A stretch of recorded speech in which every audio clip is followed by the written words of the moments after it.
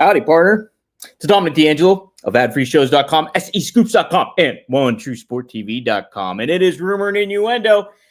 You're only seeing me, but that's for a reason, because Robert is on assignment today. Unfortunately, he can't make it, but I will be here to talk a little bit of the Dynamite. I did not watch the whole show, but I do want to touch upon something that I did get to catch on there. And then we're just going to cover a little bit of other news. Tomorrow, I'll get a little bit more in depth with Dynamite and give some details on what I think and maybe what this means. I will talk about Tony Khan and my thoughts about them, just their lack of production meetings and all this kind of thing. There's just a lot of holes to pick in. But what I do have to say about Dynamite, what I saw, I did like. So let's get some comments on here. Say hi to some folks. Salam akalam, says Triple E. What is that in reference to? Is that something on Dynamite I missed? Maybe. Ron Ward, would somebody please the Dynamite me? I will do it just a little bit, Ron. So excited for the R&I. Thank you, Jeff. Stamp says, rest in peace, Michelle. Oh my gosh, Gene Hackman, his wife, and their dog, but at least only 8 days till WE2K25. Yeah, well, let me talk about that in a second here. Wrestling Old says, we tried nothing and we're all out of ideas. So there we go. We got Alt Jake in here. Hey, everybody. Hey, Dr. Nick. Ray Owens. R&I post Dynamite. Harley Cameron needs another title opportunity. Yes, she does. I didn't get to see Harley, but she definitely deserves all that kind of stuff for sure. The Ryan Nemeth lawsuit. I don't know all the intricacies of that. Just seems, I don't know, not a good visual for anybody, really. Punk is kind of past this stuff, and it just doesn't seem, I don't know, it just seems weird. But I could understand the aspect though of Nemeth kind of really going at AEW for it, because I'm sure that does have like that caused him to not be on the product that much after the fact. But is that necessarily Punk's problem? I don't know about that. Anywho, let's talk about, okay, if you're a 90s kid like I am, you know who Michelle Trachtenberg is. And if you tuned into Nickelodeon, that's the key aspect. Man, so it's weird to think, because I grew up watching, like, she was on Nickelodeon. Harriet, well, I mean, they had the movie Harriet the Spy and everything like that. But like, it was really weird, because then I saw that unfortunately she passed yesterday. The news broke, and that it was probably due to liver complications. She had a liver transplant, but found dead. Like, and just really upsetting. And I realized that she's the same age as me, 39. Wow. And it's just like, because when you're watching as a kid on TV, you think, oh, okay, but you don't really make the correlation that you're the same age or anything like that. And it's just a kind of a sobering thing, because she was part of the childhood ecoscape that Nickelodeon created for a lot of kids that tuned into that television channel, and myself included. So people talk about Eurotrip, and that is a great movie. But I will remember her for a lot of the Nickelodeon aspect, and a part of my childhood. And it's a sad thing. I don't know exactly what happened and why she needed a liver transplant, but and I don't want to make assumptions, but from what I remember, I don't remember if she's had substance problems. Probably if you need something like that at that age. But the child actors, it's a sad thing, right? It's like you see, it just shows you what unforgiving and selfish and diabolical business showbiz can be. And that includes pro wrestling, right? I mean, it's a cutthroat world out there, and it doesn't transition out from Hollywood, nor does it for the squared circle. Pete and Pete is classic. Yes, indeed. Shout out to Pete and Pete. Loved Pete and Pete. Gene Hackman, man, what a guy. Golly, I love Gene Hackman. French Connection, Poseidon Adventure, Unforgiven with Clint Eastwood, and my favorite, The Royal Tenenbaums, Wes Anderson movie. Man, such, not to get into too much detail, but Royal Tenenbaums, I can relate to. And Gene Hackman's portrayal of Royal Tenenbaum was fantastic. Really, really will miss him.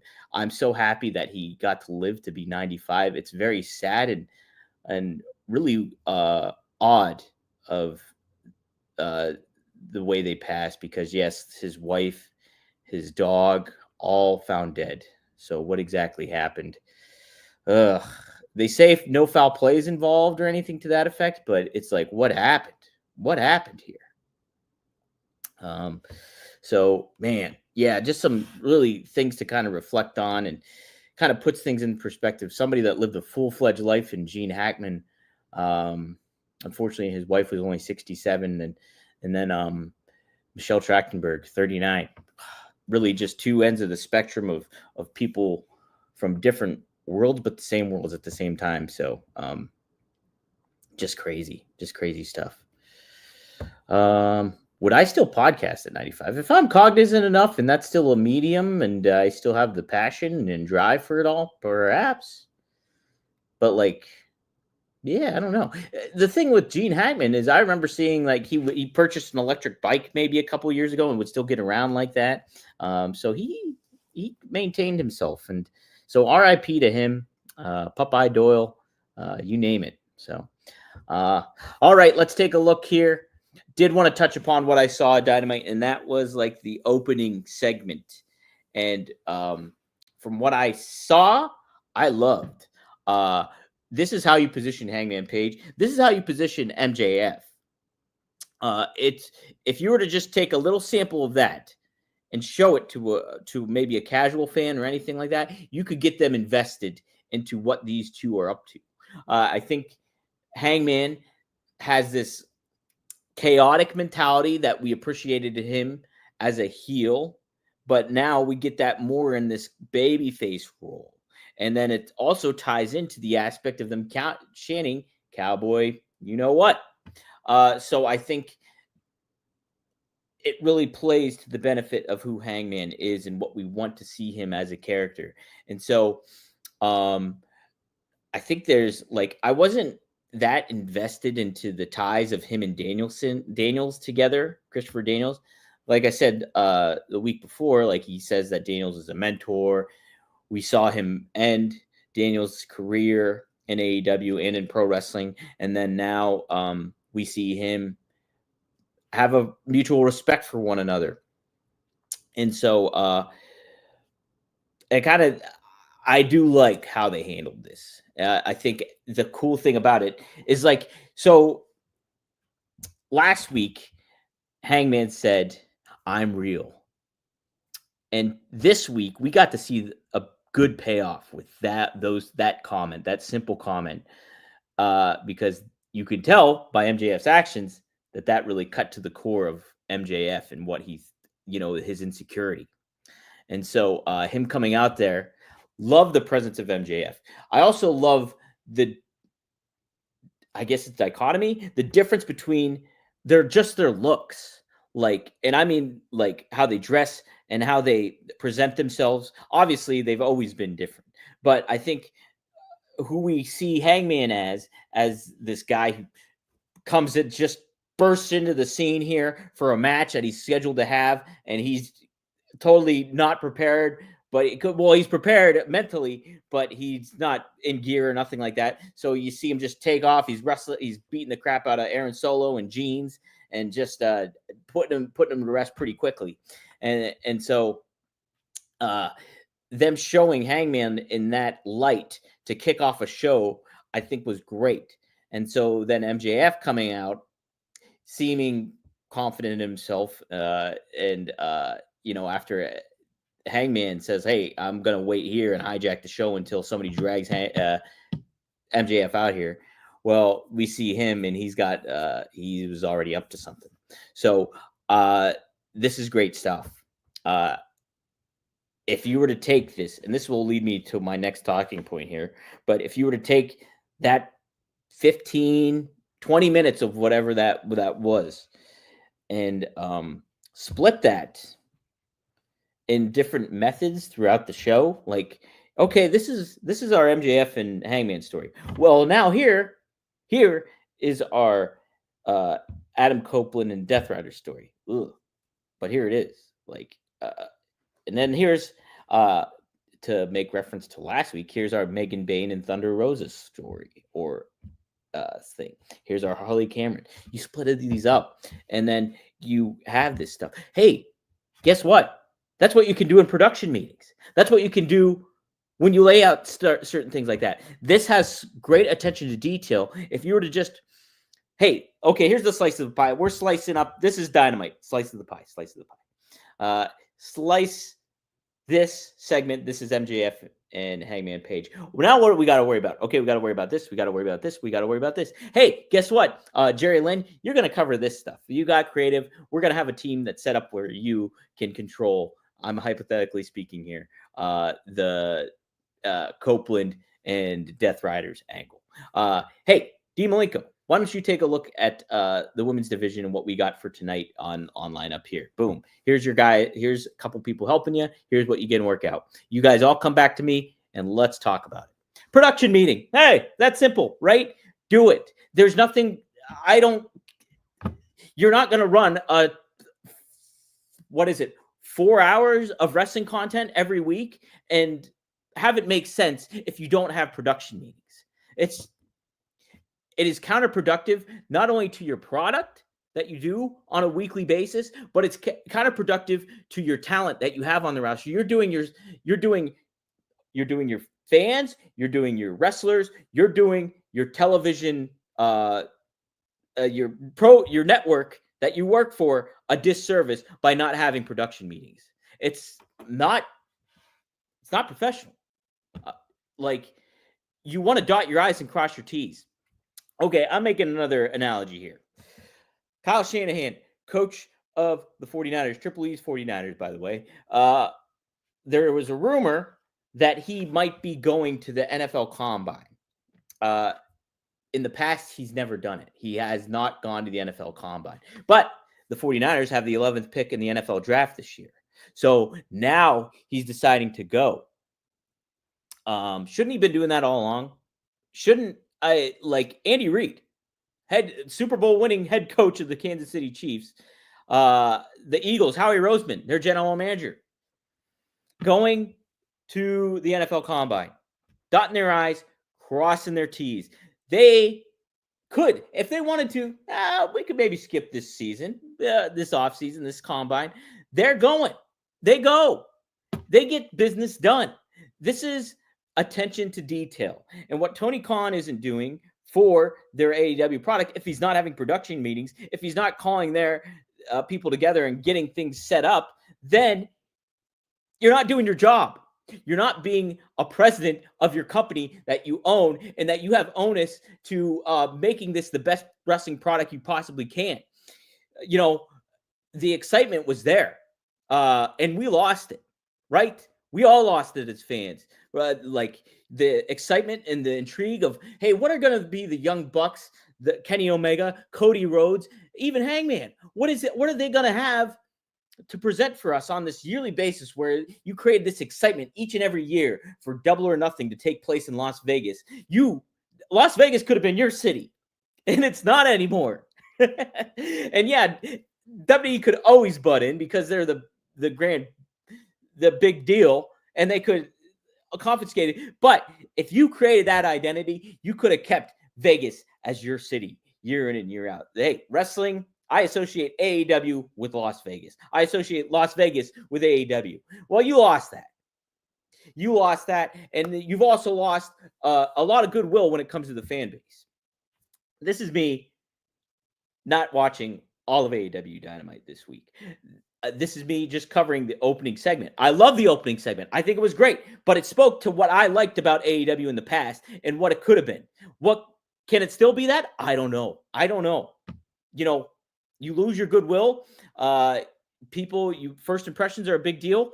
If casual fans are tuning in, you've eroded ardent fans. I'm an ardent fan. You could consider me that. I don't like to really consider myself a fan anymore, even though, I grew up a fan. I like the business. But, I try to look at it from a broadcast, quote unquote, journalist perspective. So if I'm being forthright, this is not, you've lost it. You've lost it. And I don't know if you can get it back. This is it. Like, I mean, now again, this past Dynamite here, the whole Dynamite could have been a really good show. I haven't, like I said, I'm going to watch all of it, and I will give more of a thorough thought process of all. But my initial takeaway is like, gosh, I hope they're doing this with the rest of the show. I hope this is going to make a little bit more sense, because after the fact of you're hearing this stuff like, okay, no production meetings, how bad is that to do? Like, it just made me frustrated, because I love that segment and I thought it was great. And it was what I liked about AEW starting off. And then again, we speak to all the talent that they lost. You look at Ricky Saints now in NXT. What were they chanting during Ricky Saints' debut match? Tony fumbled. He did. And, it's very heartbreaking. It is, because I was there in Vegas for that ticket announcement party back in 2019, February of 2019. And the excitement was there. The optimism was there. And sure, that's with every new company. But like pro wrestling, it's kind of, you don't get that very often. And we might not get something like that again. We won't. Not to that level of like, hey, there's actual pro wrestlers that kind of help cultivate this company. And then we get a billionaire wanting to front all this. And then we have all these other elements coming into play where there's new wrestlers and established talent like a Chris Jericho. You got Conrad Thompson showing up. You got all these different people. And now, what is it? It feels like they've separated themselves from the fans to an extent.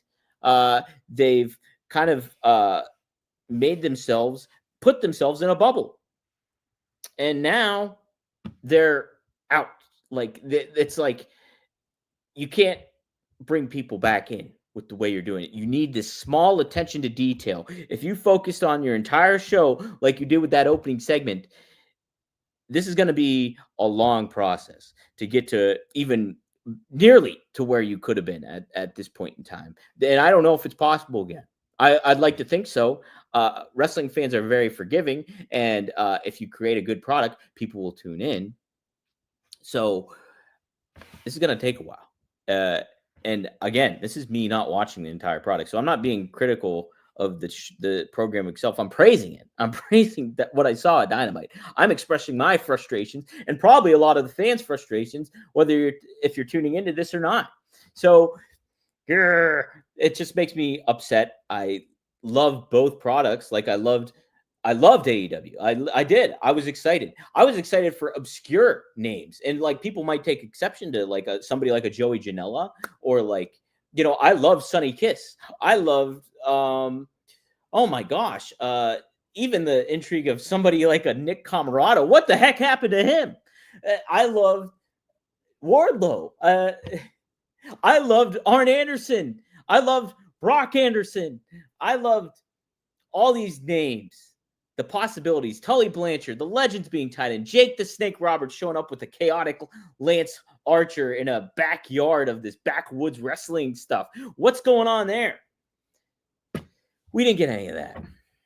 We didn't get a payoff to any of that. Everything was either pivoted, not paid attention to, or forgotten about. And here we are. You still got great talent, but there's something missing. The Young Bucks, where the heck are they? If they're New Japan Tag Team Champions, where are they right now? Where's Wardlow? I loved that opening segment. I thought it was great. And so that's why I'm looking at it from a different perspective of, what's the rest of the show like? What could have been with all these guys? Where's Griff Garrison? He's in a faction called the Frat. I just saw that on Instagram. I don't know if it was on Collision or what, but it looks like a Chippendales faction, basically. And that's Preston Vance. Those are two guys that were, another thing to get excited. But Brian Pillman Jr., Lexus King, now on NXT. The Hardy Boys. We saw the Hardy Boys in AEW. And granted, I know Jeff had his own situation there and things like that. But like we had broken Matt Hardy. We had the possibility of Matt Hardy with Private Party and what's going on there. Let's just go watch him on NXT now. Let's watch him positioned in the way they should have been positioned forever in AEW. Camille. Dre Owens just mentioned her. And yeah, Bischoff kind of called this back in 2019, 2020. And Bischoff, like, people are going to say, like, Bischoff has it out for AEW and Bischoff has, whatever. This all stems back from when Tony Khan disparaged, Ted Turner. That's where Bischoff started taking exception to what AEW was doing as a product and like kind of going double barreled on it. So now Bischoff says a lot of stuff and is very much more blunt and expressive and doesn't the governor's off when it comes to Bischoff's opinion. Like he'll give it to you. And so, and how he delivers it can be very harsh. So, yes, so that dynamic is fractured. But if Tony we're willing to take a step back, look at the grand scheme of it all, see like, all right, yeah, I should have production meetings. Maybe this is not the best thing that I'm doing. And like, maybe I should delegate this a little bit, but I want to see him do it. And if Tony somehow sees this, I hope he understands that that's what I'd like to see from him moving forward with AEW. I'm excited to watch the rest of the show and cover it more tomorrow. When it comes to anything else, I think that I'm intrigued to see. I did see a little bit of Don Callis with Kyle Fletcher. I like Kyle Fletcher is really great in that new heel role that he's doing. And I think the look that another great presentation of somebody. We certainly don't want to see him go to that side of what we've seen with several talents. I'm interested to see what they do with Harley Cameron too when I get to watch the program. But I feel there needs, it's just hearing the follow-up of the Tony Khan being like that, or hearing the reports, and that Tony Khan does not have production meetings. It's just, I didn't really factor that. I just assumed that was there. And the fact that he doesn't is such a horrible, horrible disservice to everybody involved, himself included. So yeah, I hope for the best for them, and I'm intrigued to watch Dynamite and talk about it more tomorrow. And before that, though, I will be sure to have a good breakfast, and part of that breakfast, I would like to have be Magic Spoon. Yes, Magic Spoon is one of my favorite sponsors that we have. As a kid, I loved eating cereal, but as an adult, I don't want all that sugar, and most cereals don't give me the protein I need. Then I found Magic Spoon, a nostalgically delicious cereal that tastes just like my childhood favorites, but without the sugar and with a ton of protein, which me going to the gym, I always need the protein. And so any way I can get that kind of help, Magic Spoon provides it for me in a way I love. And if you're already a Magic Spoon fan, I have big news. Magic Spoon has turned their super popular cereal into high protein treats that are light, crispy, and taste just like those classic crunchy cereal bars. Magic Spoon's brand new treats are so delicious and have already become my favorite before and after gym snack. And that's true too, because I love their marshmallow ones, just straight up like that, along with the frosted cereal is my favorite Magic Spoon. I do like the peanut butter and chocolate, but I think the breadwinner for me is the frosted one. So, and speaking of the cereal, every serving of Magic Spoon cereal has 13 grams of protein, 0 grams of sugar, and 4 grams of net carbs, so you can feel good about it, what you're eating. The most popular flavors are fruity and cocoa, and there's so many more. Like I said, the frosted one, I just like that, plain and simple. They also have granola now. I saw that at Target. So, They're really broadening their horizons. They're building up their brand, their talents, like AEW should be doing with their product. So get $5 off your next order at magicspoon.com/rumor, or look for Magic Spoon on Amazon or in your nearest grocery store. That's magicspoon.com/rumor for $5 off. Magic Spoon, hold on to the dream. Yeah, I love Magic Spoon. I'm also a very, very big fan of Factor. And Factor is great stuff too. Factor, ready to optimize your nutrition this year? Factor has chef-made gourmet. Oop, you know what? Got to turn off the Magic Spoon. Factor, boom. Here we go. One-man show here today, folks. One-man show. Hopefully you respect that. Ready to optimize your nutrition this year? Factor has chef-made gourmet meals that make eating well easy. They're dietitian approved and ready to heat in just 2 minutes. 2 minutes. So you can fuel right and feel great no matter what life throws at you. Factor Rise, fresh and fully prepared. Perfect for any active or busy lifestyle. Lose up to 8 pounds in 8 weeks with Factor Keto meals based on randomized controlled clinical trial with Factor Keto. Keto is the Pink Panthers tag team partner. What's his name? Oh, Inspector Clouseau. Results will vary depending on diet and exercise. Yeah, I love their chicken products that they do with all that stuff. Man, Factor's great. With 40 options across 8 dietary preferences on the menu each week, it's easy to pick meals tailored to your goals. Choose from preferences like Calorie Smart, Protein Plus, or Keto. So eat smart with Factor. Get started at factormeals.com/factorpodcast and use code factorpodcast to get 15% off your first box plus free shipping. That's code factorpodcast at factormeals.com/factorpodcast. Get 50% off plus free shipping on your first box. Yeah, I love Factor. Shout out to Factor. All right, let's see. Let's take a look at some comments here. If you're the smartest person in the room, you think you're in the wrong room. It's worse if you think it's worse if you just think you are. Yes, good point there. Alt Jake, I love it. Karrion Kross should be IC champ by the summer. Interesting. I love Karrion Kross. Oh, that stems back from this. Dawn must have talked to Karrion Kross before this episode. You know, I love what the manipulativeness of Karrion Kross. I'm trying to not be. I'm not being manipulative. I mean, everybody's manipulative to an extent when you're trying to explain your point because that's part of life. But you know, I just feel. I mean, this is just stuff you should be doing here. Really is. Let me check the news here real quick before I close out and see if there's anything else I want to touch upon before I close out tomorrow.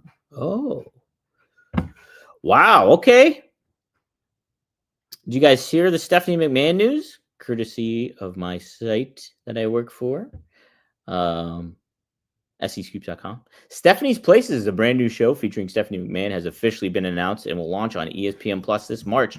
A trailer for the show was shared this week featuring McMahon along with top names like The Bloodline, Charlotte Flair, and Stone Cold Steve Austin. Interesting. I know she spoke about this on the Pat McAfee show, and she shared this earlier on. It's really to tell the stories that haven't been told, to find out more about people behind the characters. What I wanted to do is bring some type of advice to the audience. You know, Stephanie's a very smart wrestling mind. You know, I'm sure this helps kind of bridge the gap of like having the McMahon name still, you know, not have a polarizing effect on the company itself. Stephanie is the perfect person for that at this point, because, you know, she has history on air as a character, but she's smart with it all. And so many people like working with her too, from what I've heard. So the podcast itself should be interesting. Hopefully a different fun perspective. I hope it doesn't necessarily create too much stuff. I mean, everything always creates stuff though, if you're like, you know, a podcast and you pull back the curtain stuff. So we'll see how it goes. But yeah, a pretty neat, unexpected element coming into play in 2025. See if there's anything else I want to talk about. Hey, the Lex Luger DDP stuff's pretty cool, right? Neat to see Lex get back in the right light here with DDP, and pretty neat to see that. Love what DDP has always done. He always helping people, wrestlers out, always reaching out to get some, to help improve their lives and get people in better shape, whether they're still in the ring or out of the ring. So how about that? I think that should do it. Unless you guys have any questions you want me to hit upon here. I don't think I see anything. All right. Yeah. No way from Varsity Frat. It's like Saved by the Bell going for 8 seasons. Not great. That's so right. So true. Wrestling old head. So true. With the shoot promo like this, you think Dom works for AEW? I'd love to help AEW. I think I could bring a little something to that. But I think a lot of us could too. I think that's the thing is like if they listened a little bit more to some of the ardent fans. I mean, you're gonna have. Thing is like you're not WWE. You would have ardent fans that tuned in if you establish a brand and you establish a name. AEW is still in its early stages, so to keep fans around, you have to have a consistent, steady product, and that productions meeting can help with that. Maybe just a little bit. All right, that'll do it for me today. Get ready. Robert will still be recording a Working Stiff with Scott Chaplin. So that should be up at some point later today once I get it, once they record it. And then later on, Robert's not here tomorrow, but I will be. And I'm going to aim to have a guest host with me as well. So it should be fun. We can preview SmackDown. I can talk a little bit more Dynamite and give more insight on my thought process on that. Hope you enjoyed my monologue. That rant was not intentional, but I hopefully, like Seth Rollins did on Monday, I hopefully spoke with conviction. So tune in to rvdtv.com. Sabu episode is up. I just posted a clip, or did I post it yet? Maybe I didn't actually post it yet. I didn't post it yet. I will post this right after I get done. Rob talks about his exit from WWE and how he reflects on how he needed to leave WWE in 2007. Following, him getting pulled over, losing the WWE championship, and what it meant for him to leave WWE and go on his own route after the fact. So really interesting stuff there. Plus we get some great commentary from Sabu. We lost him early in the podcast, so hopefully we can get him back again. rvdtv.com. Be on the lookout this week too for a new show episode of clean up the dirt sheets that I do on OneTrueSportTV.com. I think what I'm going to cover this time around is people you can trust from a journalism perspective. I'm going to call some outlets out about who have bad practices, who don't do a good job, who are unreliable. I kind of covered a little bit of that in my first episode, but I think I'm going to do a little bit more of a deep dive this week. So that should be a fun one. So just subscribe at OneTrueSportTV.com. Be on the lookout for that. Yes, give us 5 stars. We're live every Monday through Friday on the Rumor and Innuendo YouTube channel, on the Working Stiff YouTube channel, on the Ad Free Shows YouTube channel, also on WWE Creative_X account, my X account at Dominic D'Angelo, and at the SE Scoops X account as well. So it's been a fun one. I thanks everybody for tuning in and giving some good feedback here. Geez.